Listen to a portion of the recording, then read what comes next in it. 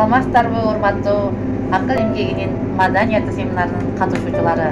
Саламатсыздарбы, урматтуу ата-энелер, мугалимдер, кесиптештер. Бүгүн Гапар Мадаминов агайыбыздын авторлук китеби акыл эмгегинин маданияты боюнча уюштурулган семинарга куш келипсиздер. Баардыгыңыздарды ушул семинарга катышып жатканыңыздар үчүн куттуктаймын. Мага дагы бир күн насип кылышын каалап тилеп каламын. Анда эмесе жаштардын шаары Жалал Абад шаарына биздин агайыбыздын аталык кесибин аркалап келе жаткан Мадаминова Гульсара Гапаровна эжекебиз Жалал Абад шаарына кош келипсиз алтыным. Анда эмесе мен өзүмдү тааныштырып өтсөм. Мен Ош облусу Өскөн району Төрткөл айsh өкмөтүнө караштуу Ана Кызыл айылы Арзыбай Өмүрзаков атындагы номер 57 орто мектебинин башталгыч класс мугалими. Азыркы күндө Москва шаарында эмгектенип жаткан мигрант энелердин бири Каратаева Нургүл Мухаммадисаевна болот. Демек мен акыл эмгегинин маданиятын онлайн курсунда окуп жатып, энелерди үйрөндүм, энелерди өзүм алдым. Ошолор боюнча ой бөлүшүп кетүүнү кааладым.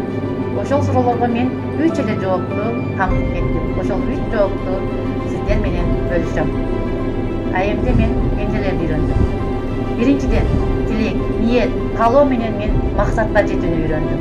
Экинчиден, жыйынтыгы кандай болорун мен билсем дагы, ийгиликке карай, алдыга карай кадам таштоону үйрөндүм. Үчүнчүдөн, окуп, үйрөнүп, угуп, түшүнүп, эстеп калуу жана алардан негизгисин бөлүп алууну үйрөндүм. Алардын баардыгы бул агайдын акыл эмгегинин маданияты деп эсептейм. Демек мен бул онлайн курсунда окуп жатканым үчүн өкүнбөймүн. Мен ушул курска келип калганым үчүн бул дагы бир максаттардын, ниеттердин, тилектердин белгиси деп ойлоймун. Анда эмесе менин кылган иш-аракеттерим менен 1000 жолу уккандан көрө бир жолу көрүүгө чакырамын. Анда эмесе көңүл буруңуздар.